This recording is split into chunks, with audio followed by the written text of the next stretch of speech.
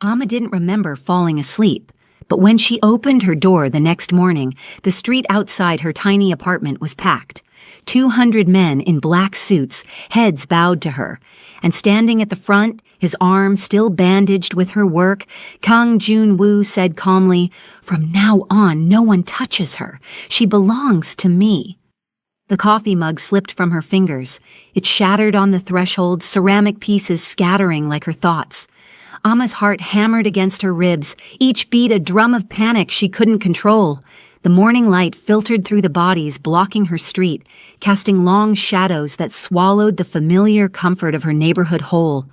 Her hands went numb. The world tilted sideways, and for a moment she thought she might actually faint. This couldn't be real. This was the kind of thing that happened in movies, not to nursing students who just wanted to pass their exams and send money home to their mothers. What is this?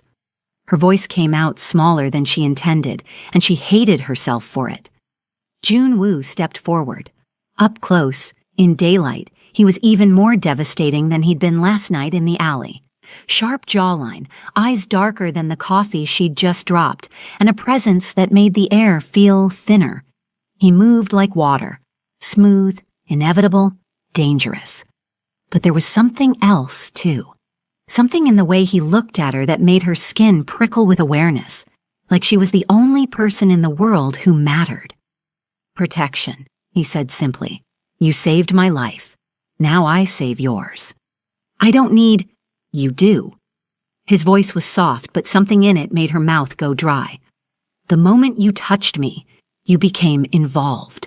My enemies don't care about your intentions, Amma. They only care that you matter to me now." Behind her, Jisoo appeared in the doorway, still in her pajamas, phone clutched in her trembling hand. "Amma? Who are these people? I already called the—" She stopped mid-sentence when she saw Jun-woo, and her face went pale. Oh God, Amma, that's—" "Go inside, Jisoo," Amma said quietly, not taking her eyes off Jun-woo. "But now." The door clicked shut. Amma crossed her arms, a pathetic shield against the force of his attention. "I treated a patient, that's all. I don't know what world you live in, but in mine, we help people who are hurt. It doesn't mean anything." Something flickered across his face. Amusement, maybe, or something darker. "It meant something to me." "Then unmean it." The words came out sharper than she intended. "Take your men and leave. I have class in an hour, and I can't—" She gestured helplessly at the sea of suits. "I can't do this." A woman appeared beside Jun-woo then, elegant and cold in a tailored black suit. She was beautiful in that untouchable way, with eyes that assessed Amma like she was calculating her net worth and finding it lacking. "Boss," the woman said, her voice crisp, "we should move. Staying here exposes you unnecessarily." Jun-woo didn't look at her. His gaze stayed fixed on Amma. "Sujin, this is Amma Owusu, the woman who saved my life." Sujin's expression didn't change, but something flickered in her eyes, something that made Amma's stomach tighten with instinctive wariness. "A pleasure," Sujin said, though her tone suggested it was anything but. "Though I wish the boss had been more careful about who witnessed his vulnerability." "She didn't witness it," Jun-woo said, still not looking away from Amma. "She ended it." The weight of those words hung in the air. Amma felt stripped bare under his gaze, like he could see past her bravado, past her fear, straight down to the part of her that had touched his face last night with trembling fingers, and thought, even for just a second, that he was beautiful. "You're afraid," he said. "Of course I'm afraid. You're a—" She stopped herself. "Say it." His eyes held hers. "You know what I am now, don't you?" Amma's throat tightened. During her sleepless night after he'd left her apartment, she'd done what any sensible person would do. She'd Googled him, and what she'd found had made her blood run cold. Kang Jun-woo, 32 years old, head of the Kang organization, one of the most powerful criminal syndicates in Seoul, suspected in 17 murders, linked to drug trafficking, weapons dealing, extortion. The articles used words like ruthless and untouchable and dangerous. They also mentioned that no one had ever gotten a conviction to stick, that witnesses disappeared, that evidence vanished. "You're dangerous," she said finally. Yes.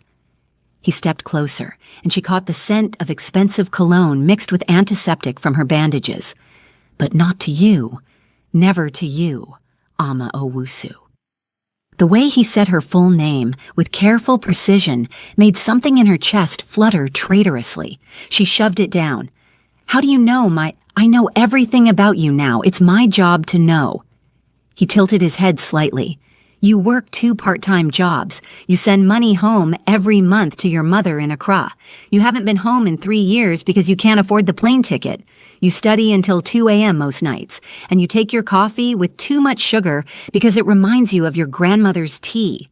Ice flooded her veins. You had someone watching me? I had someone protecting you. There's a difference. No, Ama said, her voice shaking now. No, there really isn't. Sujin shifted beside Junwoo, and Ama caught the subtle movement of her hand toward the gun at her hip. The message was clear. Don't push him.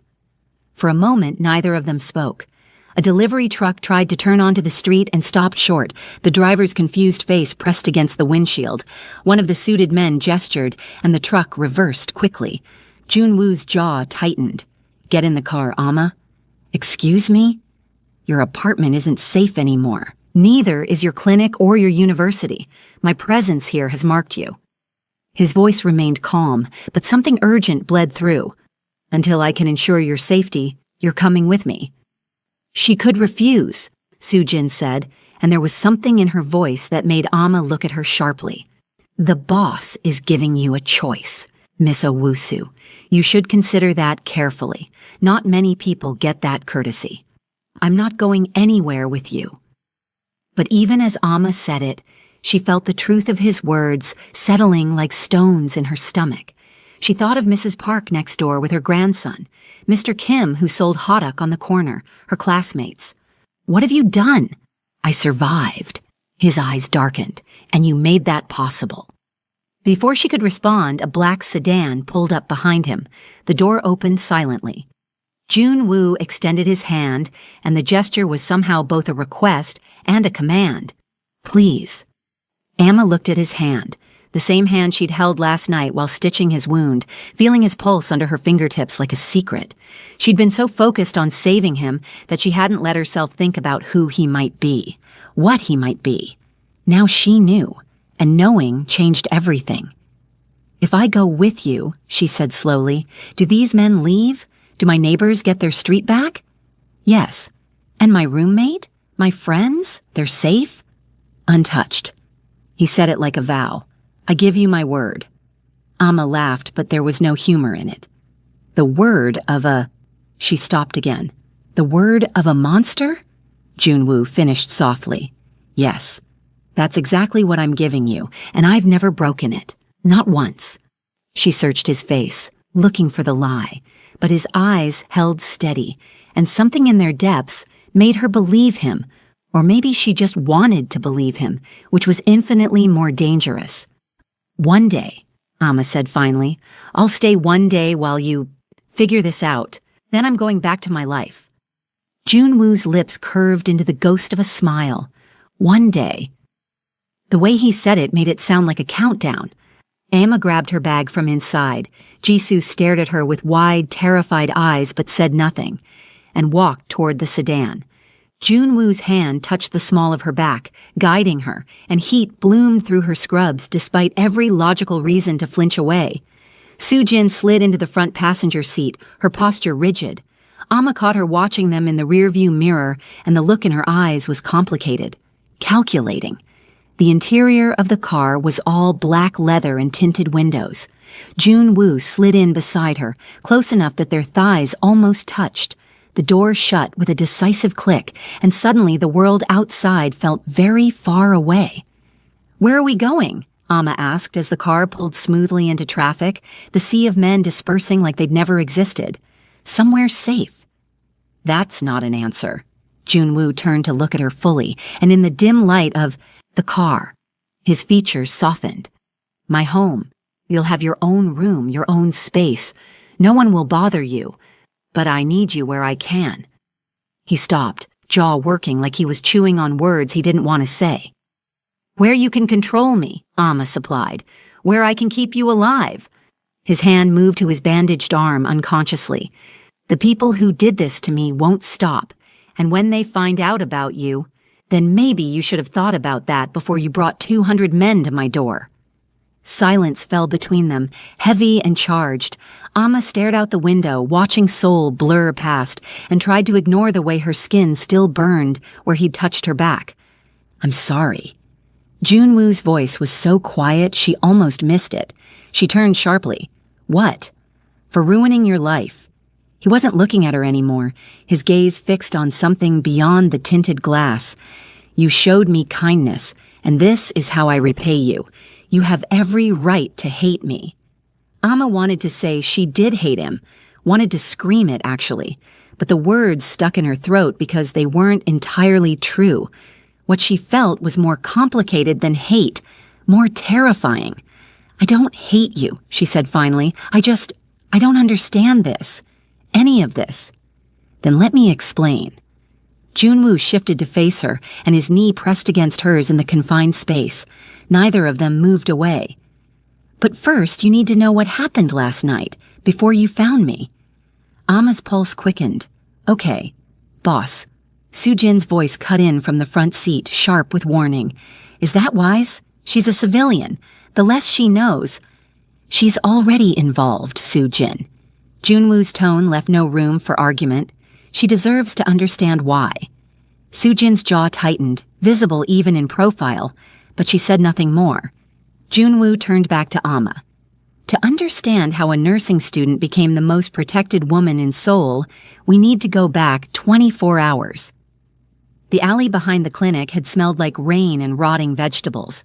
Amma had been taking out the trash, a job the night nurse always conveniently forgot, when she heard the sound. Not a gunshot exactly, more like a firework muffled by distance and concrete. Then she heard the groan. Every instinct screamed at her to go back inside, lock the door, call someone, anyone.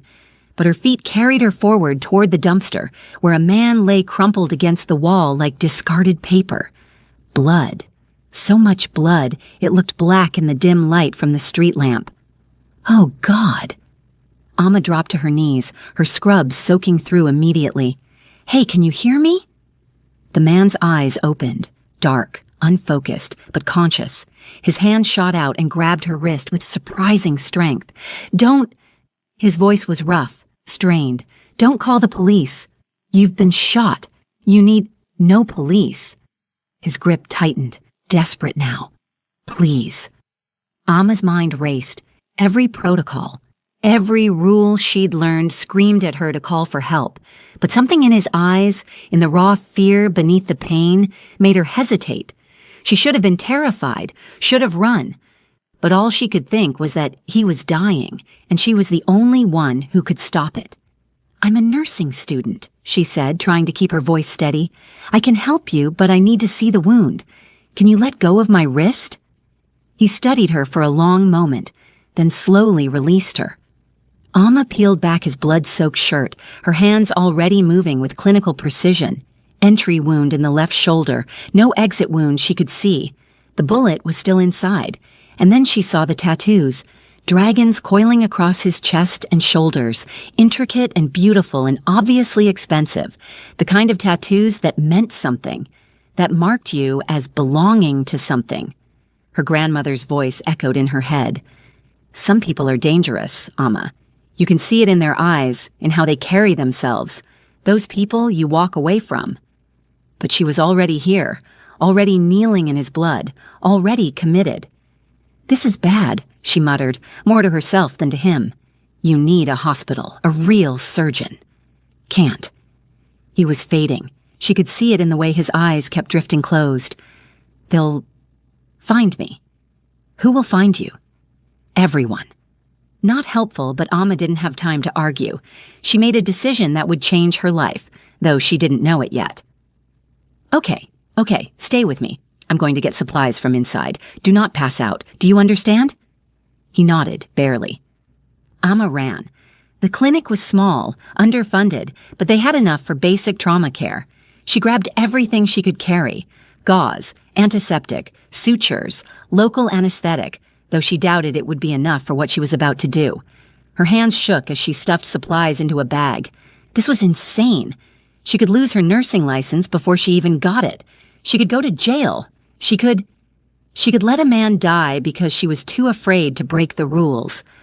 When she returned, he was still conscious, which felt like a small miracle. His eyes tracked her movements as she knelt beside him again, and she felt the weight of his attention like a physical thing. "This is going to hurt," she warned as she cleaned the wound. "I don't have anything strong enough for the pain." "I've had worse." But his jaw clenched as she worked, and she saw his hand fist against the concrete, hard enough that his knuckles went white.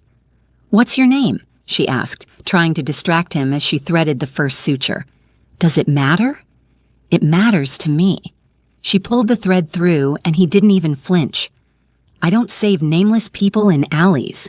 A ghost of a smile. "June Woo. Ama." She didn't know why she told him. Maybe because in that moment, with his blood on her hands and his life in her care, names felt important. Sacred even. Hold still. She worked for what felt like hours, but was probably only 40 minutes. Her hands shook at first, then steadied as muscle memory took over. She'd practiced suturing on pigskin in class, but this was different. This was warm flesh and real blood, and a man who watched her with an intensity that made her skin prickle. He was beautiful, she realized with a start, even pale with blood loss, even with pain etched into every line of his face. There was something almost otherworldly about him. Classical features, full lips, eyes that held depths she couldn't begin to fathom, and dangerous. So clearly, obviously, dangerous. "You're good at this," he said at one point, his voice strained but clear. "I'm not done yet." But her cheeks warmed at the compliment. She focused on her work, trying to ignore the way his gaze made her feel exposed, seen. Finally, she tied off the last suture and sat back on her heels, exhausted. "That's the best I can do. You still need a real doctor, antibiotics, imaging to make sure there's no internal bleeding." "Thank you." June Woo reached up and touched her face, just briefly, his fingers leaving smudges of blood on her cheek. The gesture was so unexpectedly tender that Amma froze. "You saved my life." She didn't know what to say. His eyes held hers, and something passed between them in that alley. Something she couldn't name but felt all the way down to her bones. Something that felt like recognition, like finding something she didn't know she'd been looking for. Then he tried to stand and nearly collapsed. "Whoa! Hey!" Amma caught him, her arm around his waist, his weight heavy against her. "You can't just walk away. You've lost too much blood." "I have to." But he was leaning on her now, and she could feel him trembling, feel the warmth of his body through his blood-soaked shirt. "They're looking for me." "Who?" "Everyone," he said again, and this time it sounded like the truth, like the whole world was his enemy. Amma made another decision. "My apartment is 10 minutes from here. You can rest for a few hours, then you do whatever you need to do." "Why would you help me?" June Woo's eyes searched hers, and she saw genuine confusion there, like kindness was a foreign concept. "You don't know me." "No," Amma agreed, "but I know you're hurt, and I know I can't just let you bleed out in an alley. So let's go before I change my mind." Getting him to her apartment was a blur of stumbling steps and whispered reassurances. He was heavier than he looked, all lean muscle and barely contained strength. Every time he faltered, Amma held him tighter, and every time she held him, she felt that strange pull in her chest. This was a mistake. She knew it was a mistake, but she couldn't seem to stop herself. Jisoo was at her boyfriend's place, thank God, so Amma didn't have to explain why she was bringing home a bleeding stranger at 2 a.m. She settled June Woo on her couch, brought him water, checked his bandages. He watched her the entire time with those unnerving dark eyes, and Amma found herself avoiding his gaze because looking at him too long made her chest feel tight, made her think thoughts she had no business thinking about a man she'd just met, a man who was clearly involved in something dark. "You should sleep," she said finally, busying herself with cleaning up the medical supplies. "I'll wake you every few hours to check for signs of shock." "You're going to stay up all night?" Something in his voice made it sound like wonder, like he couldn't quite believe someone would do that for him. Someone has to make sure you don't die on my couch." She tried to sound brisk, clinical. "It would be terrible for my security deposit." That almost smile again, and God help her. It transformed his face into something that made her pulse quicken. "Ama Owusu, I won't forget this. Just don't make me regret it, okay? I'll try." But the way he said it sounded like a promise he wasn't sure he could keep. She meant to stay vigilant, to check on him every hour like she'd promised. But exhaustion pulled her under somewhere around 4 a.m., and she fell asleep in her chair with her medical textbook open on her lap. When she woke, sunlight was streaming through her window, and Jun Woo was gone. She might have thought she'd dreamed the entire night if not for the blood-stained towels in her bathroom and the note on her coffee table. The handwriting was elegant, controlled, expensive paper that felt wrong in her tiny apartment. "Thank you for my life. I'm sorry for what comes next. You deserve better than what I'm about to do to you, but I am a selfish man, and I cannot let you go." KJW. Ama had stared at those words for a long time, trying to understand them. A chill had run down her spine. "I cannot let you go." What did that mean? Then she'd opened her front door and found 200 men waiting. Now in the car, Jun Woo finished his explanation, and Ama sat in stunned silence. "So the shooting wasn't random," she said slowly. "No, there's a rival syndicate trying to take over my territory. The Lee family. They've been making moves for months." His jaw tightened. "Last night was supposed to be a peace meeting. Instead, it was an ambush. But you survived." "Because I'm paranoid. I wore a vest. They were aiming for my head, but—" He touched the bandage. "Their shooter hesitated. 1 second. That's all I needed. And then you ran. And then I ran, bleeding, wounded, with half their men chasing me through Gangnam." His eyes found hers again. "I should have died in that alley, Ama. I would have, if not for you. So you decided to repay me by ruining my life?" Pain flickered across his face. "I decided to repay you by keeping you alive. There's a difference." "Is there?" Ama's voice rose despite herself. "Because from where I'm sitting, you've made me a target. You've put everyone I care about in danger, and you did it without asking, I know." The words came out harsh. "I know what I've done, but the alternative was leaving you unprotected, and I—" He stopped, jaw working. "I couldn't do that." "Why not? Why do you even care? You didn't know me 12 hours ago." Jun Woo was quiet for a long moment. Then, "You looked at me like I was human." The simplicity of it hit Ama like a physical blow. "What?" "In that alley. You were afraid I could see it. But you still knelt in my blood. You still touched me, held me, saved me. You looked at me like I was a person worth saving, not a—" He stopped. "Not a what?" "Not a thing." His voice was barely a whisper. "Most people, when they look at me, they see a weapon, a threat, something to fear or use or destroy. But you—" His hand moved, like he wanted to touch her again but didn't dare. "You saw someone who was hurt, someone who needed help, and you helped, expecting nothing in return."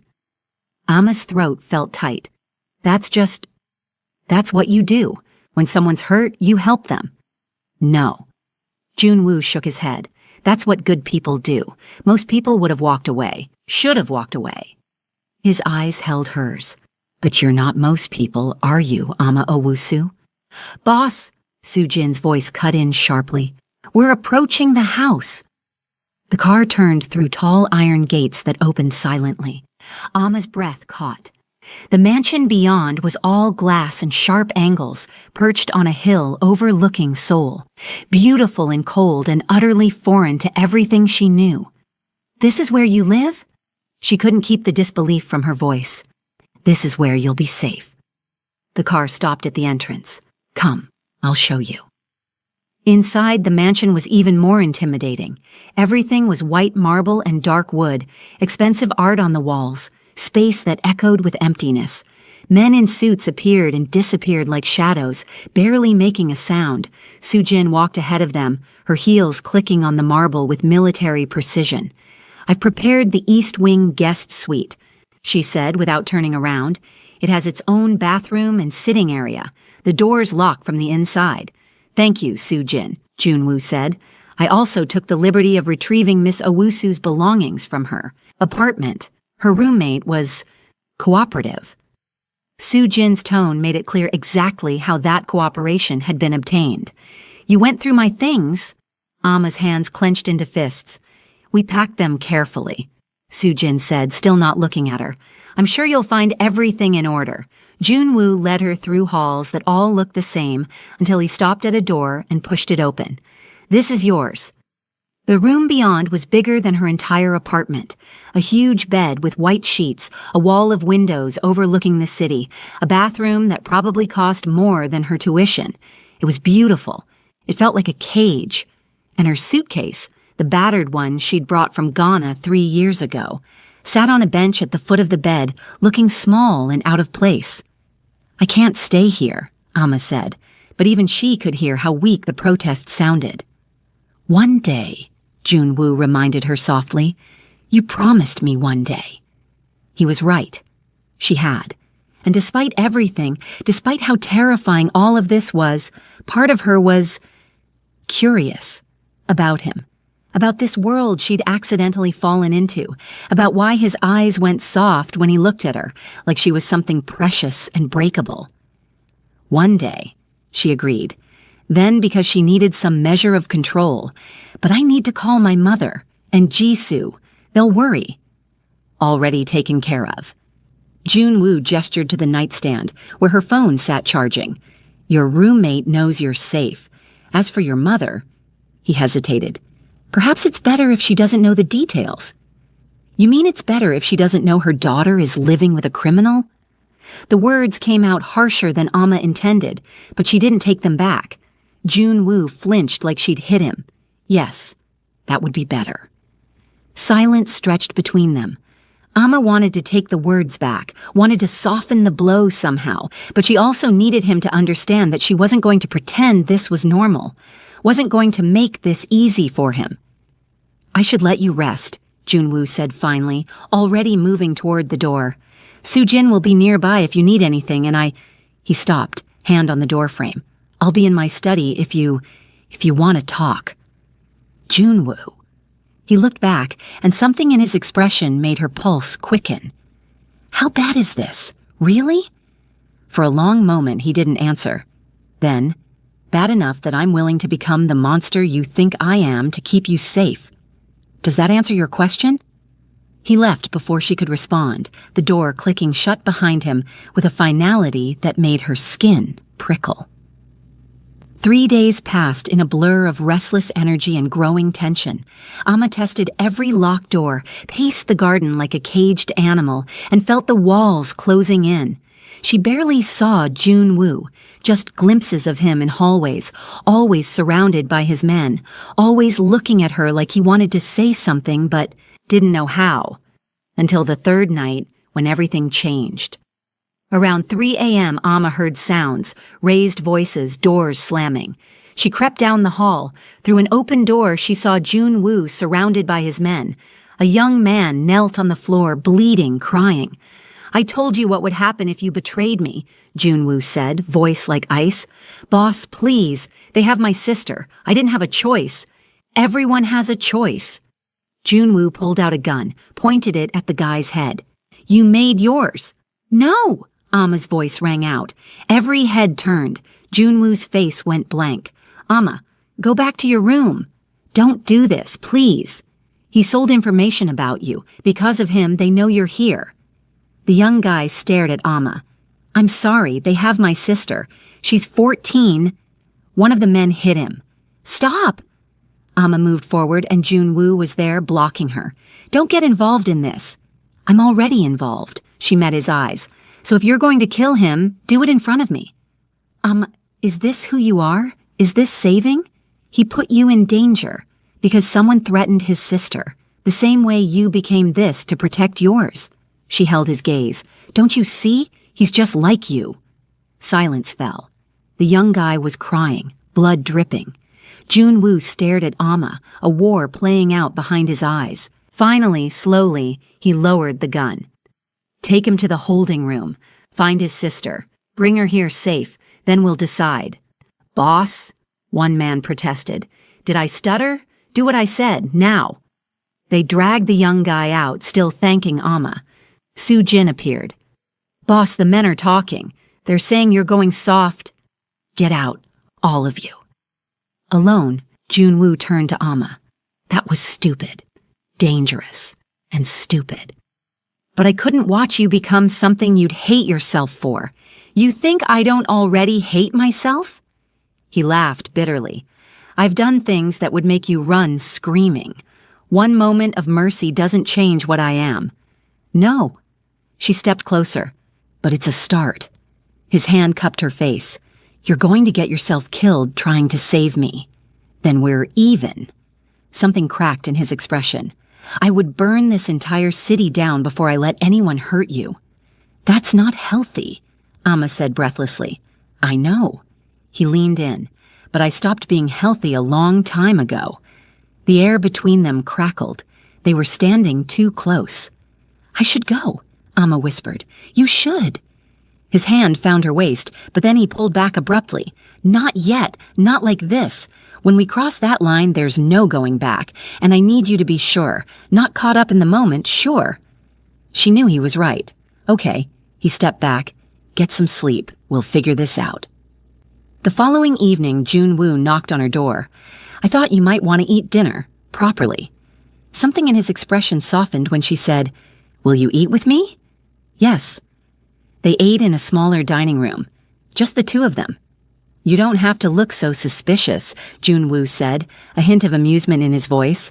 It's not poisoned. I wasn't thinking that. Amma took a bite of bulgogi, and it melted on her tongue. I was thinking that this feels surreal. Few days ago, I was eating instant ramen at 1 a.m. while studying. Today, I'm eating a 5-star meal with a criminal? He said it lightly, but she saw the flash of pain in his eyes. I was going to say, with someone I don't understand. She set down her chopsticks. Tell me something, Junwoo. Something real. Not the crime boss part. Something true about who you were before all this. He was quiet for so long, she thought he wouldn't answer. Then, I wanted to be a doctor. Amma's head snapped up. What? When I was young. Before my father died and everything changed. Turns out, the same qualities that make a good doctor, steady hands, quick decisions, ability to compartmentalize, also make a good criminal. He smiled, but there was no humor in it. Ironic, isn't it? The same hands I trained to save lives now? Now protect your sister, Amma finished softly. You told me. 22 years old and suddenly responsible for everything. 10 years. His voice was barely audible. 10 years of this. And sometimes, I can barely remember who I was before. Amma reached across the table and took his hand. She didn't think about it, didn't question the impulse. She just did it. Junwoo stared at their joined hands like he couldn't quite believe they were real. I don't think you're a monster, Amma said. You don't know me well enough yet. Maybe not. She squeezed his hand. But I know you said thank you in that alley. I know you apologized for ruining my life. I know you're eating dinner with me right now when you probably have 100 more important things to do. I know you've kept your sister safe for years, even though it cost you everything you wanted. She paused. Monsters don't do those things. You're wrong. But his hand tightened around hers. Monsters do whatever it takes to survive. They just usually don't feel guilty about it. Is that what you feel? Guilty? Every day. His voice dropped to barely a whisper. Every person I've hurt, every life I've destroyed, every choice I've made that led to blood, I carry all of it, and the weight of it. He stopped, jaw working. Some days, I can barely breathe. Amma stood and moved around the table. She didn't think, didn't plan. She just acted on instinct, pulling him into her arms. Junwoo went rigid with surprise. Then slowly, his arms came up around her waist and he buried his face against her stomach. They stayed like that for a long moment and Amma felt him trembling, felt the careful control he always maintained starting to crack. You're dangerous, he said, his voice muffled against her shirt. Me? Yes. He pulled back enough to look up at her, and his eyes were bright with something that might have been tears. "You make me want things I gave up on a long time ago." "Like what?" He stood slowly, and suddenly they were face to face, inches apart. "Like this." He kissed her softly, tentatively, like he was asking permission. Amma's mind went blank. She should push him away, should remind herself that this man was dangerous, that he'd killed people, that getting involved with him was the worst idea imaginable. Instead, she kissed him back. The gentleness lasted maybe 3 seconds. Then something broke, and the kiss turned hungry, desperate. Junwoo's hand slid into her hair, angling her head, and Amma gasped against his mouth. Heat flooded her body, pooling low in her belly. She'd been kissed before, but never like this. Never like the person kissing her was drowning and she was air. Never like this kiss was the only thing keeping him tethered to the world. When they finally broke apart, both breathing hard, Junwoo pressed his forehead against hers. "I shouldn't have done that," he said roughly. "No." Amma's hands were fisted in his shirt, and she couldn't seem to let go. "Probably not. But I'm not sorry. Neither am I." And that was the problem, wasn't it? She should be sorry, should be horrified at herself. But all she felt was want. They stayed like that, tangled together, until Amma's rational mind started catching up. She pulled back slowly, and Junwoo let her go, though his eyes stayed dark with desire. "This is complicated," she said, her voice shaky. "Yes, I should hate you." "You should." He smiled slightly. "But you don't." "I don't know what I feel." It was the truth. Everything is happening too fast. Mine. He said it with quiet certainty, and the possessiveness in his voice should have scared her. Instead, it sent another wave of heat through her body. "If you want to be..." Amma's heart hammered. "That's not... You can't just... I know." Junwoo stepped back, putting distance between them, and she felt the loss immediately. "I'm sorry. I'm pushing too hard. You should rest. Tomorrow..." He stopped. "Tomorrow what?" His expression shuddered. "Tomorrow I have a meeting with the people who tried to kill me to resolve things." "That sounds dangerous." "It is." He looked at her, and something vulnerable flickered across his face. "But I need to end this, for you, so you can go back to your life without looking over your shoulder." "And what about you?" The question came out before she could stop it. "What happens to you?" "I'll survive. I always do." But he said it like a curse, not a promise. Amma wanted to argue, wanted to tell him she didn't want him to just survive. She wanted him to live. But the words stuck in her throat because they implied things she wasn't ready to acknowledge. "Be careful," she said instead, "always." He moved toward the door, then paused. "Amma?" "Yes?" "Thank you. For tonight. For..." He seemed to struggle for words. "For making me remember what it feels like to be human." Then he was gone, and Amma was left alone with her thoughts and the taste of him still on her lips. The next morning, Amma woke to shouting.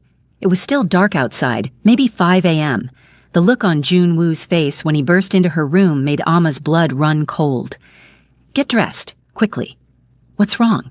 "The Lee family. They've taken hostages. They're demanding I come alone, or they start killing them one by one." His jaw was tight. "And one of the hostages is Min-ah." Amma's heart stopped. "Your sister?" "They took her from her school dormitory 3 hours ago." His voice cracked. "I didn't know. They were so careful." "Okay." Amma was already moving, grabbing clothes. "Where do we need to go?" "We don't go anywhere. You stay here." "The hell I do." She pulled on jeans, a shirt, her shoes. "You're not going alone to face people who want to kill you." "Amma, don't." She grabbed his arm. "If you're going, I'm going. We can argue about it in the car, or you can waste time we don't have. Your choice." Junwoo stared at her, and something shifted in his expression. "You're the most stubborn woman I've ever met." "I'm the woman who's not letting you die alone." She met his eyes. "So let's go." He kissed her, hard and fast. "I'm terrified. This is going to get us both killed." "Then let's try not to die." They ran. The car was waiting. Soo Jin was driving, her expression grim. "Boss," she said as they climbed in, "this is a trap." "I know, but they have my sister. So we bring everyone, and they kill her before we get through the door. No, I go alone. That's suicide. That's what it takes." He met Soo Jin's eyes in the mirror. "Drive, Soo Jin. And if I don't make it out, you know what to do." Soo Jin's hands tightened on the wheel. Then she put the car in gear. The warehouse district was dark and empty. The car pulled up to an abandoned building. "This is it," Soo Jin said. 20 men inside, maybe more." "How many do we have nearby?" 50, waiting for your signal." "Good. If I'm not out in 30 minutes or if you hear gunfire, send them in." He turned to Amma. "Stay in the car. Do not follow me inside." "But, please." His hand cupped her face. "I need to know you're safe. I can't focus if I'm worried about you." She saw the fear in his eyes, the terror at the thought of his sister in danger. "Okay," she whispered, "but you come back. You hear me? You come back to me." "I will." He kissed her, soft and lingering. "I promise." Then he was gone, walking toward the warehouse. The door swallowed him. "He's going to die in there," Soo Jin said quietly. "Maybe. Or maybe he's stronger than you think. He's strong because he's ruthless, but love makes people weak." Soo Jin turned to look at Amma. "You've made him weak, and in our world, weak doesn't survive." "He's not weak, he's human." Amma met her gaze. "There's a difference." Before Amma could respond, her phone buzzed. "Unknown number. If you want to see him live, come inside. Alone. You have 5 minutes. Lee Jin-ho." "They know I'm here," Soo Jin cursed in Korean. "They're after you. You're the leverage. Then I have to go." "That's what they want. I'm not sitting here while he dies." "You're a fool." But Soo Jin pulled out a gun. "Take this. Safety's here. Point and shoot." Amma took the gun with trembling hands. She thought about her oath, about first do no harm. Then she thought about Jun-woo inside that building, and she walked toward the door. The warehouse was dark, lit only by bare bulbs. "Hello, I'm here." Lights blazed on, blinding her. When her eyes adjusted, she saw them. Jun-woo, on his knees, hands bound, blood on his forehead. Men with guns surrounded him, and standing behind him with a gun to his head was Lee Jin-ho. But the figure to his right made Amma's breath catch. Soo Jin, not outside in the car, but here, among the enemy, gun in hand, cold satisfaction on her face. "Surprise," Soo Jin said softly. Jun-woo's eyes met Amma's. Devastation, betrayal. "No," Amma whispered. "Yes." Soo Jin stepped forward. "Did you really think I'd let some nobody take him from me? I've loved him for 10 years, and then you show up and suddenly I'm invisible." "Soo Jin," Jun-woo's voice was broken. "Why?" "Because you were getting soft. Because she was making you weak." Her voice cracked. "I thought if I removed her, you'd remember who you are." "So you allied with our enemies? Put my sister in danger?" "Your sister is fine, at a safe house, unharmed. I'm not a monster." Soo Jin's smile was bitter. "I just needed her as bait." Lee Jin-ho laughed. "She's been very helpful, gave us access to everything." "And in return?" Jun-woo asked quietly. "In return, I walk away, start over, where no one knows I wasted 10 years loving a man who would never see me as more than a tool." Soo Jin's eyes were bright with tears. "You never even looked at me, not until she showed up." The pain in her voice was real. "I'm sorry," Jun-woo said. "I never meant to hurt you." "Well, you did, but now we're even." "So what now?" Amma's voice rang out. "You kill us both?" "That's the plan," Lee Jin-ho confirmed. "And Soo Jin just walks away?" Amma couldn't keep the disbelief from her voice. "You really think they'll let you live after you've outlived your usefulness?" Something flickered across Soo Jin's face. "Don't listen to her," Lee Jin-ho said. "Did you?" Amma stepped forward, every gun swinging toward her. "Because I'm betting the moment you're not useful, you'll get a bullet just like us." "Shut up," Soo Jin said, voice lacking conviction. "You've been doing this 10 years. You know how this world works. Loose ends get tied up, and you're the definition of a loose end. I said shut up. Make me. Amma raised the gun, pointing at Lee Jin-ho. Her hands shook. "Let him go, or I shoot. Your new boss." Lee Jin-ho laughed. "You're a nurse. You don't take lives." "You're right. I am a nurse. I know exactly where to shoot to cause maximum damage without killing you, so maybe take me seriously." The laughter died. "You're bluffing. Try me." Tension crackled. Amma's heart hammered, but she held Junwoo's gaze and she saw hope flicker. "Soo-jin," Junwoo said quietly, "you don't have to do this. You can still walk away, take money, disappear. I'll make sure of it. But you have to choose now." "Why would you help me?" "Because 10 years means something. Because I do care about you, just not the way you wanted. And because someone reminded me that mercy is stronger than vengeance." Tears streamed down Soo-jin's face. "I hate you. I hate that you can still be kind." "I know, but you can choose differently, right now." For a long moment, Soo-jin stood frozen. Then slowly she turned her gun on Lee Jin-ho. "The deal's off." Everything happened at once. Lee Jin-ho moved to shoot Junwoo. Soo-jin fired first. The warehouse erupted, gunfire, shouting, chaos. Amma dove for cover, heart in her throat. She heard Junwoo shout her name, heard gunshots. Then strong hands grabbed her. "Junwoo, run, the back exit, go now. Not without you. I'll be right behind you, go!" He shoved her toward a door, and Amma ran. She burst into the pre-dawn air, gasping. Where Soo-jin sat waiting, engine running. "Get in!" "Why should I trust you?" "Because I just saved your boyfriend's life. Because I'm done. Because you were right. He deserves to be human, and you make him that way." Amma climbed in. Behind them, the warehouse was a war zone. "He'll be okay," Soo-jin said. "He always is."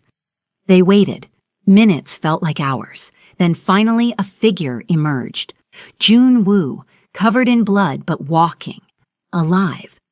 Amma was out of the car and running to him. He caught her, held her tight. "I thought I lost you," he said into her hair. "I'm okay," she pulled back. "Minna." "Safe house, like Soo-jin said. My men are bringing her now." His eyes moved to Soo-jin. "And Lee Jin-ho?" "Dead. Some escaped. We'll find them." Soo-jin stepped out. "Boss, I know." His expression was complicated. "You're free, Soo-jin. Take the money, disappear. That's my only mercy. I don't deserve it. No, but you're getting it anyway. Because Amma taught me that mercy isn't about deserving. It's about choosing to be better." Soo-jin looked at Amma. "Take care of him. He's worth more than he knows." "I will," Amma promised. Soo-jin nodded, then got in the car and drove away. "Is it over?" Amma asked. "For now." Junwoo pulled her close. "The Lee family's broken. It'll take them years to recover." He paused. "But there will always be others." "Then what do we do?" He looked down at her. "We live anyway. We find a way to build something good in the middle of all this darkness. Because you were right. I don't want to be the monster anymore." "What do you want to be?" "Yours." He kissed her softly. "If you'll still have me after everything you've seen." Amma thought about the man who'd held a gun to someone's head, the man who'd kissed her like she was his salvation, the man who'd walked into a trap to save his sister. All of it was him. All of it was true. "I'll have you," she said, "monsters, mercy, and all." As the sun rose over Seoul, painting the sky in shades of gold and pink, Amma Owusu made her choice. Not the safe choice, not the smart choice, but the human one. She chose love. What happens next will shock you. Hit that like button if you're as invested in this story as we are. Drop a comment telling us, would you have run or would you have stayed? And don't forget to subscribe and turn on notifications because part 2 is coming. And trust us, you do not want to miss what happens when Detective Min Jae gets involved and Amma discovers something about Junwoo's past that changes everything. See you in the next episode.